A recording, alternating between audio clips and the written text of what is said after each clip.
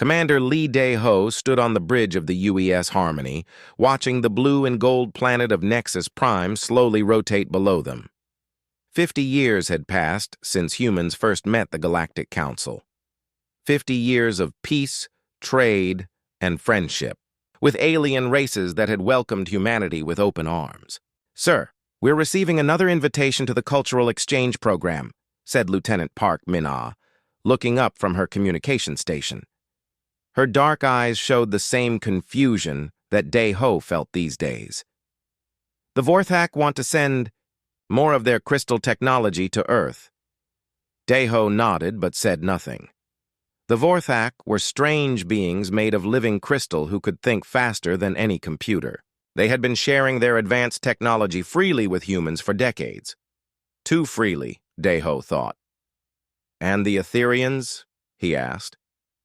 "They want to establish 3 more research stations in our solar system," Min-ah replied. "They say they want to study our sun's energy patterns." The Etherians were beings of pure gas and energy who lived in the space between stars. They had no need for planets or solid matter, yet they kept asking to build stations near human worlds. Why would creatures of gas care about human suns? Dae-ho walked to the large window that showed the Council's capital world below. Nexus Prime was beautiful, with floating cities connected by bridges of light. 12 different alien races lived together in perfect harmony. Or so they claimed. "Min-ah, pull up the files on all Council races," he said quietly. The young officer worked at her console, and soon holographic images filled the air around them. The insect-like hive minds with their millions of connected thoughts. The plant-based gardeners who could grow entire forests in days. The metal builders who constructed massive space stations with their bare hands. 12 races in total, all different, all ancient, all seemingly perfect. "Sir, is something wrong?" Min-ah asked. "Maybe," Dae-ho said. "Have you ever wondered why they accepted us so easily?" Min-ah frowned. "What do you mean?" "Think about it. We're young, barely 50, years in space. We're violent, messy, and we argue among ourselves constantly. Yet these ancient races, some millions of years old, welcomed us like old friends. Doesn't that seem strange?" Before Min-ah could answer, an alarm sounded. "Sir, incoming message. From Captain Kim Jae-sung on patrol near the rim," she reported. Dae-ho activated the communication link. Kim's face appeared on the screen, looking worried. "Commander, we have a problem out here." "What kind of problem, Captain?" "I'm detecting massive fleet movements in the outer sectors, Council ships, hundreds of them, all moving toward human space." Dae-ho felt his blood go cold. "Are you sure?" "Positive, sir, but here's the strange part. When I tried to report this through normal channels, my communications were blocked. Someone doesn't want this information getting out." "Can you get closer, get better readings?" "I'll try, sir, but wait." Kim's face disappeared from the screen, replaced by static. "Captain Kim, respond," Dae-ho called, but there was only silence. Min-ah looked up from her console, her face pale. "Sir, I'm not reading his ship on any sensors. It's like he just vanished." Dae-ho stared at the empty screen. Kim was one of their best pilots, flying the newest human ship with the most advanced sensors. He didn't just vanish by accident. "Min-ah, send a coded message to Earth Command. Tell them we may have a problem." "Yes, sir." As Min-ah worked, Dae-ho thought about the past 50 years. Humans had spread to dozens of worlds, always with Council blessing and support. The aliens had shared technology that advanced human civilization by centuries. They had offered protection from hostile forces in space. They had even helped humans learn to live peacefully with each other. It had all seemed too good to be true. 2 hours later, another alarm sounded. "Sir, we're receiving an urgent message from the Council chambers," Min-ah reported. "Ambassador Choi Hye-jin is being summoned to an emergency session." Dae-ho activated his personal communicator. "Ambassador, this is Commander Lee." Choi's voice came through clearly. She was a small woman with gray hair and sharp eyes who had been humanity's voice on the council for 20 years. "Commander, I'm being called to the Grand Chamber. They say it's urgent." "Ambassador, we may have a situation." Captain Kim detected large fleet movements before his ship disappeared. "I think you should be careful." "Disappeared? What do you mean disappeared?" "I mean his ship vanished from our sensors while he was investigating Council fleet movements near human space." There was silence for a moment. "Commander, are you suggesting the Council is hiding something from us?" "I don't know what I'm suggesting. Just be careful." "I will." Choi out. Daeho watched through the window as a small transport ship left the Harmony and headed toward the surface of Nexus Prime. Inside that ship, Ambassador Choi was traveling to what she thought would be another routine council meeting. "Sir," Mina said quietly, "I've been thinking about what you said earlier, about them accepting us too easily. And, well, I've been reading the historical files. In 50 years, not once has any council race disagreed with a human proposal. Not once have they said no to any request we've made. They've given us technology, worlds, trade routes, everything we asked for." Daeho nodded. "That's what bothers me. 12 different races, some of them billions of years old, and they all think exactly the same way about humanity. They all want to help us? Unless," Mina said slowly, "they're not helping us, unless they're doing something else."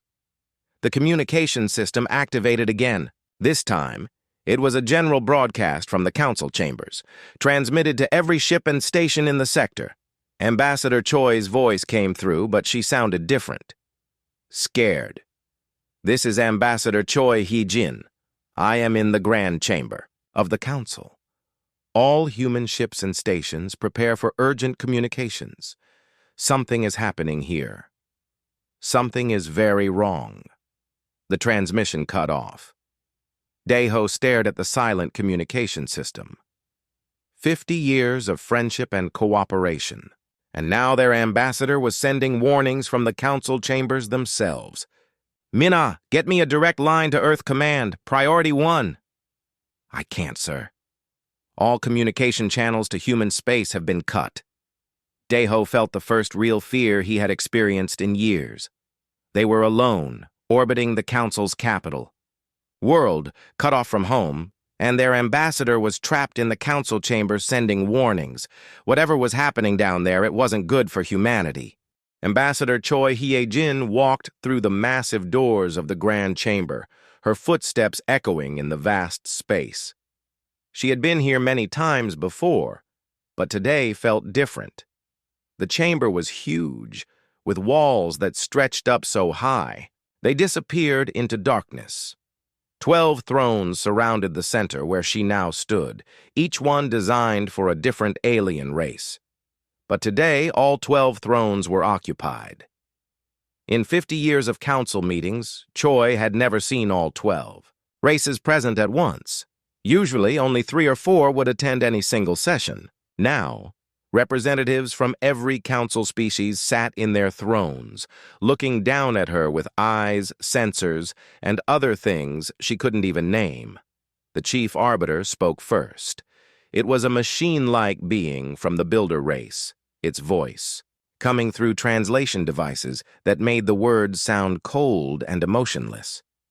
"Species designation human, you stand charged with the crime of evolutionary contamination." Choi felt her heart skip a beat. "I'm sorry. What did you say?" "The charge is clear," the arbiter continued. "Your species has committed the highest crime known to galactic law." Suddenly, the air around Choi filled with holographic images. She saw human colonies on distant worlds. She saw human children playing with alien youngsters.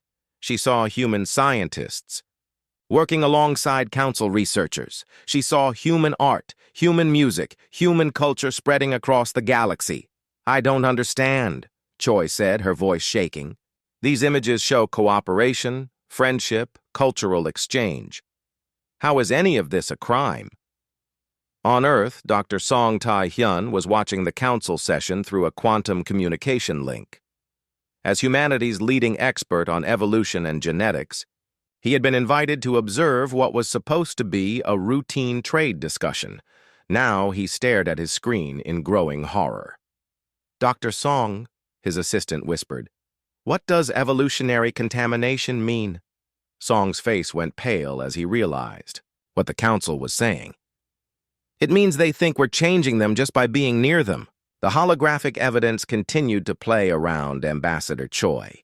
The images showed something that made Song's worst fears come true. Everywhere humans had settled, the local alien populations had begun to change. Not physically, but in how they thought and acted. Vorthak crystals that had remained unchanged for millions of years were now growing in new patterns after contact with humans. Etherian gas beings were forming new types of consciousness they had never experienced before. Even the ancient hive minds were developing individual thoughts among their collective.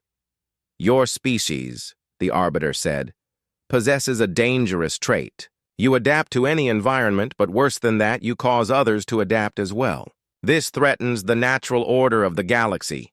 Choi found her voice. "But adaptation is good. Growth is good. Why would you see this as a crime?" A new voice spoke from one of the thrones. This one belonged to an Etherian, its words flowing like wind through the translation system. "For 60 million years, we have maintained perfect stability. Each species in its place, each race unchanged, each world in balance. You have disrupted this in only 50 years. Another voice joined in. This one from a gardener whose plant-like form shifted colors as it spoke. "We have observed your effect on every species you contact. You make them question their old ways. You make them want to change, to grow, to become something new. This cannot be allowed." Dr. Song leaned forward toward his screen. Through the quantum link, he tried to speak to the council. "Honored council members, surely you understand that evolution is natural. Change is how life grows stronger." The Chief Arbiter turned its sensors toward Song's image. "Dr. Song Tae-hyun of Earth, your species does not evolve naturally. You evolve by choice, and you force this choice upon others. This is the contamination we speak of." Song felt sick as he understood. "You're not a governing body. You're preservationists." "Correct," the Arbiter said.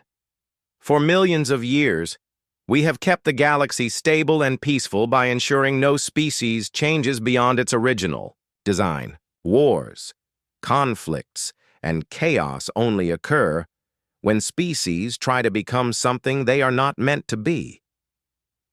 On the far edge of the galaxy, Captain Kim Jae-sung was still alive, but his ship was trapped in some kind of energy field. He could see, but not communicate as massive council fleets moved through space. Hundreds of ships, thousands of ships, all heading toward human colonies.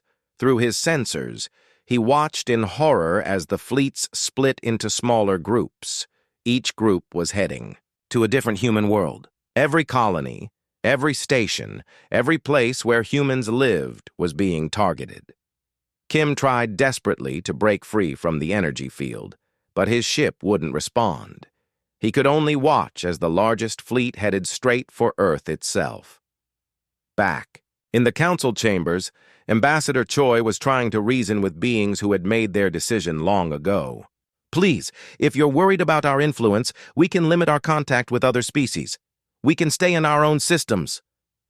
"Impossible," said a voice from the hive mind throne. This voice was made of many voices speaking together, creating a sound like buzzing insects. "The contamination has already begun.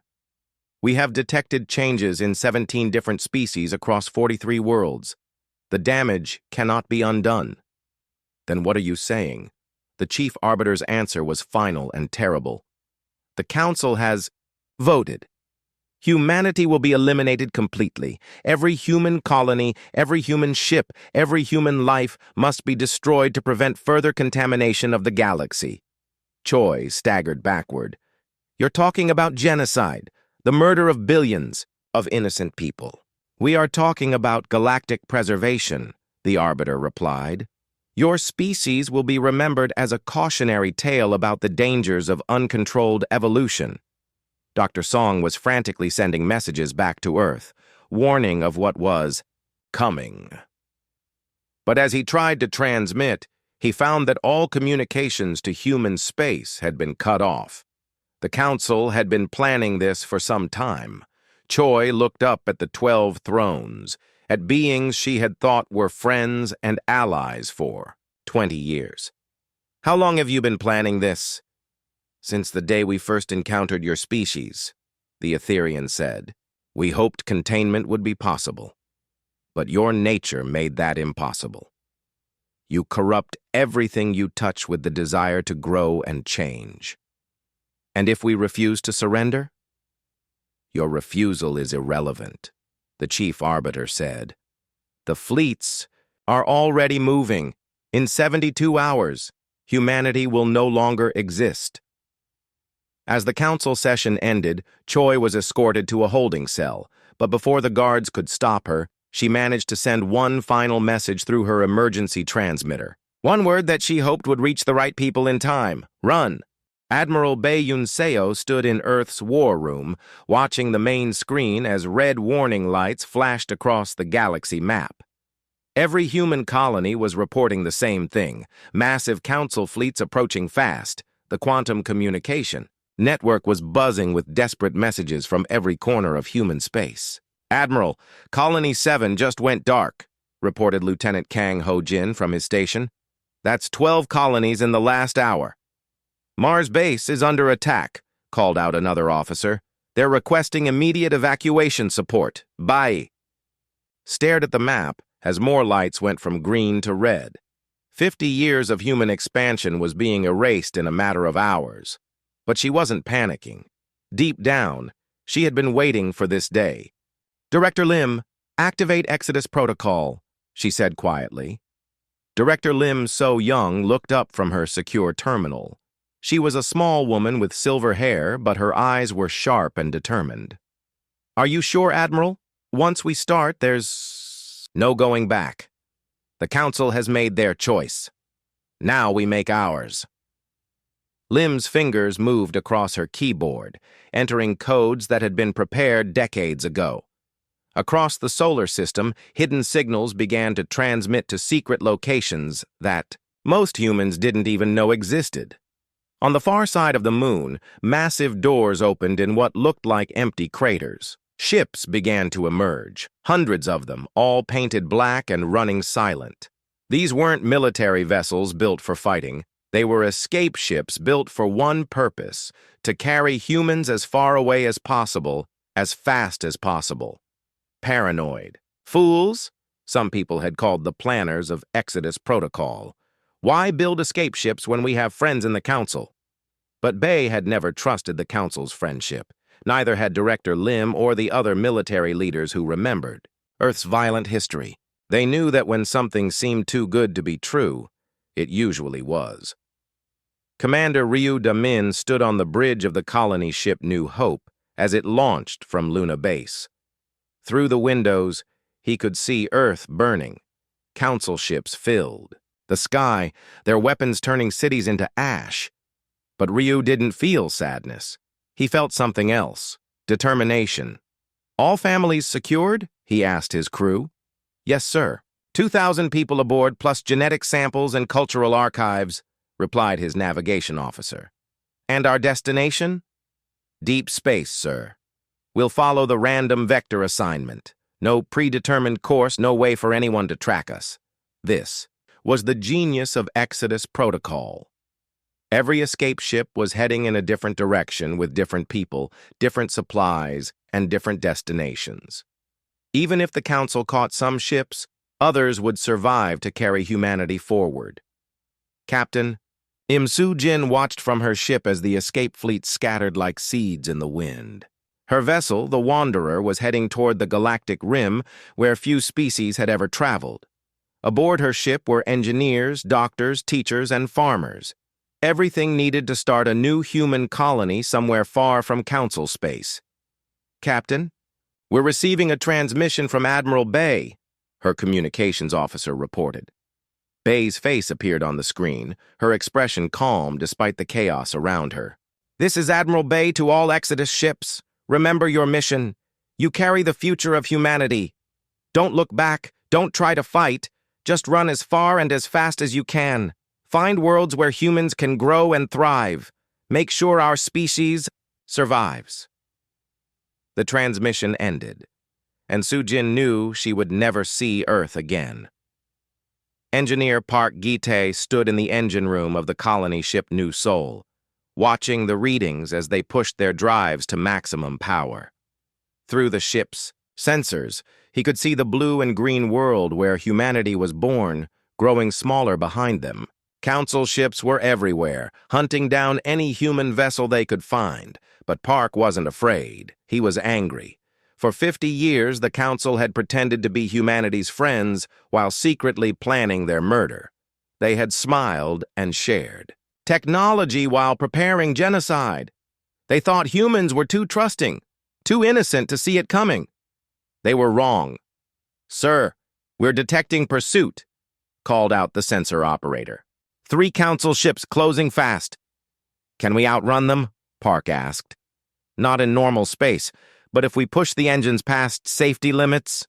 Park made his choice. "Do it. Push everything to maximum. We didn't come this far to get caught now." The New Seoul's engines screamed as they went beyond their design limits. The ship shook and groaned, but it pulled away from the pursuing Council vessels.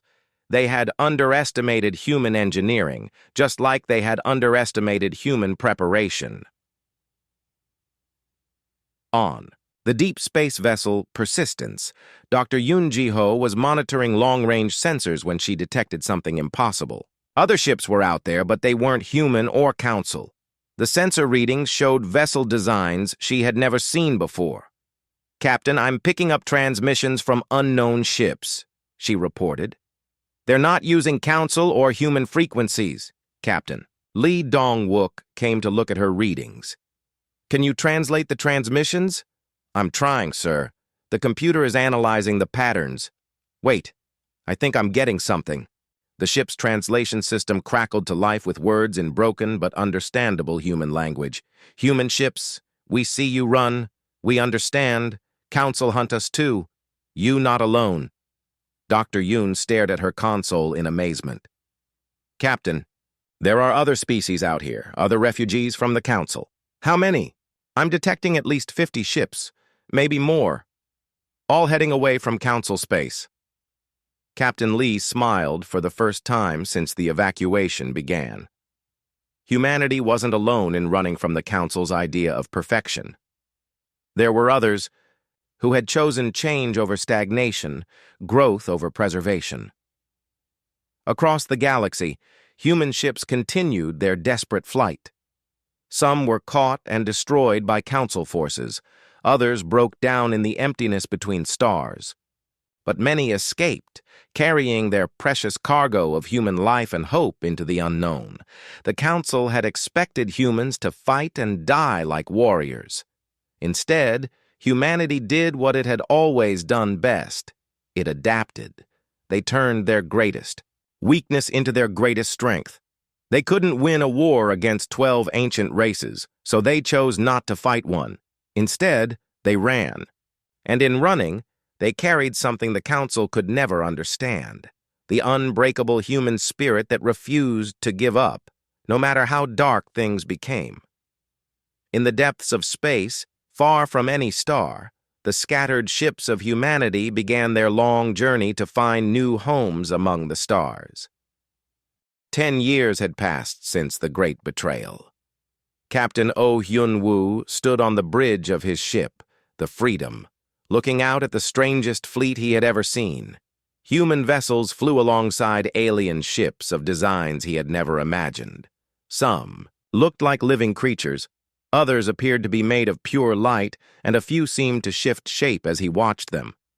"Captain, the Nomad ship is requesting permission to dock," reported his communications officer, Ensign Kim Yoo-jin. "Permission. Granted," Hyun-woo replied. He still found it hard to believe that humans were no longer alone in their fight against the Council. The nomads were the first refugee species they had encountered. They were shapeshifters who could take any form they wanted, but the Council had declared them dangerous because they refused to stay in one shape. After meeting humans, more refugee species had joined them. The seers who could see possible futures, the architects who could bend reality with their minds, and dozens of others. Dr. Shin Bo-Ra walked through the ruins of an ancient city on a dead world at the edge of the galaxy. She was humanity's best expert on old civilizations, and what she was finding here made her both excited and frightened. "Commander Nam, you need to see this," she called into her radio. Commander Nam In-ho arrived with a security team, careful to watch for any dangers in the ruins. "What did you find, Doctor?" Bo-Ra pointed to the wall covered in ancient writing. "This isn't the first time this has happened. The Council isn't the first galactic government." "What do you mean?" "According to these records, there have been 4 different galactic authorities over the past 1,000,000 years. Each one fell when they encountered species like us." Nam frowned. "Species like us? Species that change things. The writing calls them catalyst species. Every time one appeared, it would inspire other races to grow and evolve. The galactic government would try to stop them, leading to massive wars that destroyed the old order and created a new one." Bo-Ra moved to another section of wall. "Look at this. The first government called them the Shapers. They could change the fundamental laws of physics just by believing they could be different. The second government faced the Dreamers, who could make their imagination become real. The third faced the Builders, who created impossible technologies by refusing to accept that something couldn't be done. And now the Council faces humanity," Nam said quietly. "The pattern is always the same. The old government tries to preserve order by eliminating the catalyst species, but by then, the catalyst has already inspired too many others to change. The old order collapses, and something new takes its place." Nam activated his communicator. "This information needs to get to every human ship immediately." Meanwhile, in the deep space facility that served as the refugee fleet's main base, Commander Nam In-ho was meeting with alien leaders whose names humans could barely pronounce. The facility was built inside a massive asteroid, hidden from Council sensors. "The situation is becoming more interesting," said the seer representative, a being of pure energy that spoke through vibrations in the air. "Our future sight shows the Council growing more desperate." The nomad representative, currently in the form of a tall blue humanoid, nodded agreement. "Our scouts report that Council fleets are having problems. Some of their member species are starting to ask questions they've never asked before." "Questions like what?" Nam asked.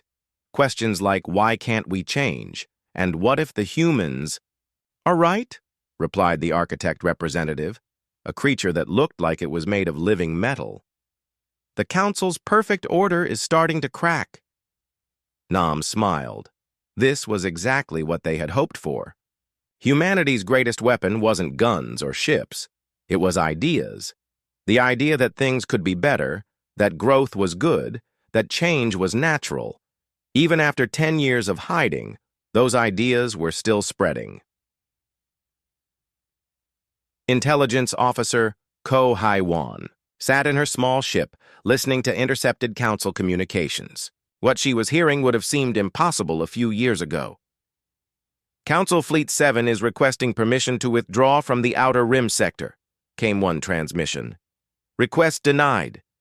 Continue the search for human survivors," replied Council. "Command. Sir, with respect, our crews are asking why we're hunting people who just want to live in peace." There was a long pause before the reply came. "Fleet 7, report to Nexus Prime for crew replacement immediately." Ko smiled as she recorded the conversation. The Council was having to replace entire ship crews because their own people were starting to question the mission. Other transmissions told similar stories. Council scientists were asking why adaptation was bad. Council philosophers were debating whether change might actually be good. Even some council leaders were beginning to wonder if they had made a mistake.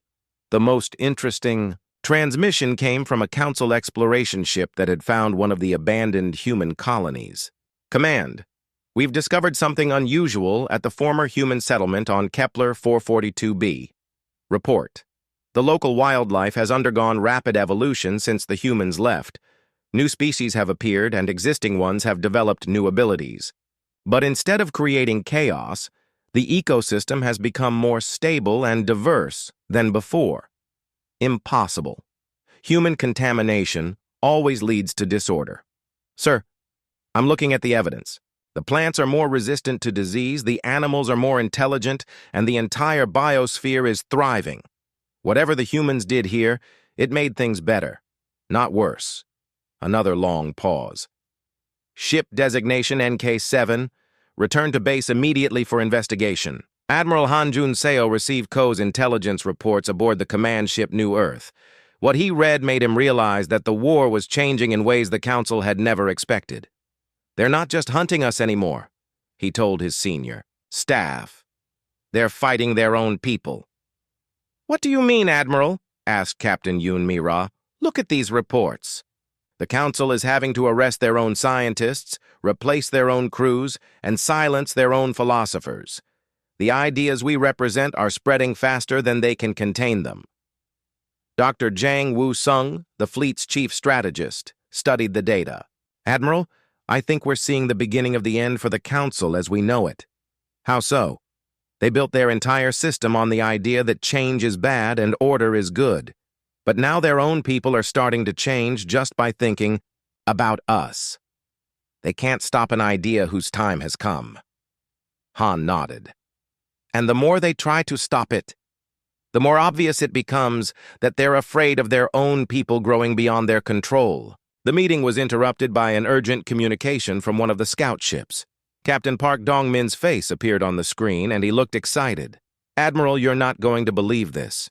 We just made contact with a Council fleet, but they didn't attack us.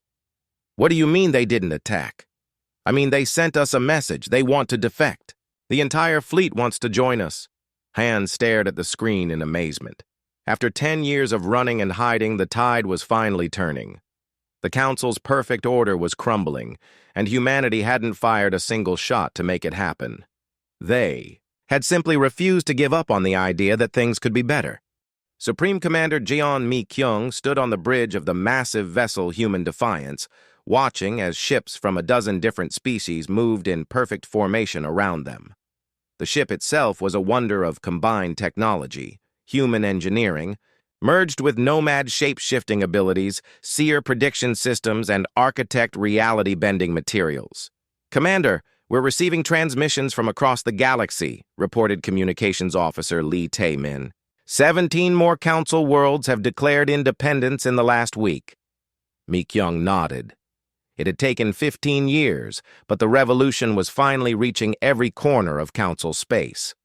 What had started as humanity's desperate flight from genocide had become something much larger, a galactic awakening. Any word from the negotiation team? Ambassador Lee Soo-jin reports that the Council has finally agreed to meet. They want to discuss terms. Mi-kyung smiled. Soo-jin was ambassador, Choi's daughter born during the early years of exile. She had grown up among refugees from dozens of species, learning their languages and customs.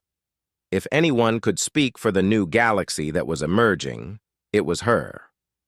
On the neutral world of Haven, Ambassador Lee Soo-jin walked into a meeting room. That would have been impossible to imagine 20 years ago. Around the table sat representatives of the old council, but they looked nothing like the confident rulers who had once condemned humanity to death. The chief arbiter was still there, but its metal frame looked dull and damaged. Several of its fellow council members were missing entirely, replaced by representatives from species that had never been allowed to join the original council. Ambassador Lee, the arbiter said, its voice lacking the cold authority it once possessed. We are here to discuss the terms of surrender. Surrender? Su-Jin asked, raising an eyebrow. I wasn't aware this was a war. Don't play games with us, said the Etherian representative, though its gas form flickered with uncertainty. Your species has destroyed everything we built over millions of years. Su-Jin looked around the table at the council members. These beings had once seemed like gods to humanity, ancient and powerful beyond imagination. Now they looked like what they really were, frightened creatures clinging to a system that no longer worked. We didn't destroy anything, she said calmly. We simply existed. The fact that our existence threatened your system says more about your system than it does about us. Dr. An Wu-Jin, now an elderly man with white hair, entered the room carrying a small device. He had spent the last 15 years studying how humanity had changed during their exile, and what he had discovered was remarkable. Council members, he said, setting the device on the table. I want to show you something. The device projected a hologram showing human colonies across the galaxy. But these weren't the same humans who had fled Earth 15 years ago. These humans could communicate telepathically like the seers, shapeshift like the nomads, and manipulate matter like the architects. This is impossible, whispered the hive mind representative. No species can develop multiple evolutionary traits from other races. Humans can, Dr. An replied. We don't just adapt to our environment. We learn from everyone we meet. We become bridges between different forms of consciousness. He changed the hologram to show something even more amazing. Human children were being born with abilities that no single species had ever possessed. They could think in crystal patterns like the Vorthak, exist partially as energy like the Etherians, and grow like plants when needed like the gardeners. You see, Dr. An continued, you tried to preserve the galaxy by keeping every species separate and unchanged. But life doesn't want to stay the same. Life wants to grow, to learn, to become something more. The Chief Arbiter's sensors focused on the hologram. This proves our point. You have contaminated your own species beyond recognition. No, Su-Jin said firmly. We have become what we were always meant to be. The question is, what do you want to become? The Etherian flickered, more rapidly. What do you mean? I mean, you have a choice. You can continue trying to preserve a system that's already falling apart, or you can join us in building something new. The council members looked at each other in confusion. For millions of years, they had never been offered a choice. They had simply followed the rules of preservation without question. What would this new system look like? Asked the gardener representative, its plant-like form shifting to show interest. Su-Jin smiled. It would look like cooperation instead of control, growth instead of stagnation, diversity instead of uniformity. Every species would be free to change and evolve as they choose. And those who choose not to change would be free to stay as they are. The difference is that it would be their choice, not a rule imposed by others. The meeting continued for hours as the old council struggled to understand concepts they had fought against for so long. Some members, like the Builders and the Vorthak, seemed interested in the possibilities. Others, like the hive minds, remained suspicious. Finally, the Chief Arbiter spoke. If we agree to this new system, what happens to us? What happens to the old council? The council can continue to exist, Su-Jin replied. But as advisors and peacekeepers, not as rulers. Your wisdom and experience would be valued, but you wouldn't have the power to force your decisions on others. And if some of us refuse? Su-Jin's expression grew serious. Then you're free to leave. Find a distant corner of the galaxy where you can preserve your perfect order, but you cannot force others to join you. The council members requested time to consider the offer.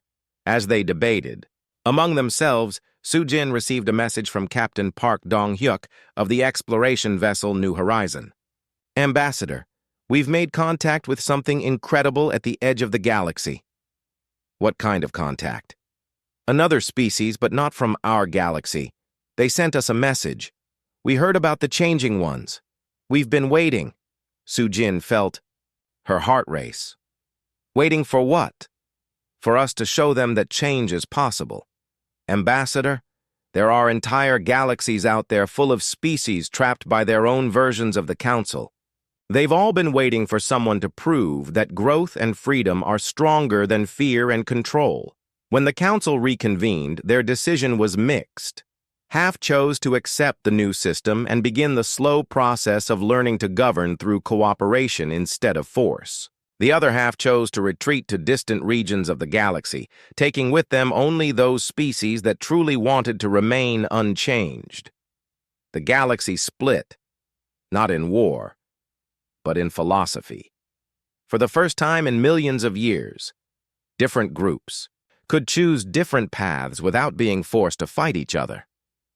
As Sujin prepared to leave Haven, the Chief Arbiter approached her one final time. Ambassador, I must ask, was this all planned? Did humanity always intend to change the galaxy? Sujin thought for a moment, then smiled. No, we never planned any of this. We just refused to give up hope that things could be better. Everything else happened because hope is contagious. Years later, as human ships prepared to make contact with other galaxies, the message remained the same. Change was possible, growth was good, and no one had to face the future alone. The Council had tried to betray humanity with extinction, but humanity's reply of run had led to something no one expected. A galaxy where every species was free to become whatever they chose to be.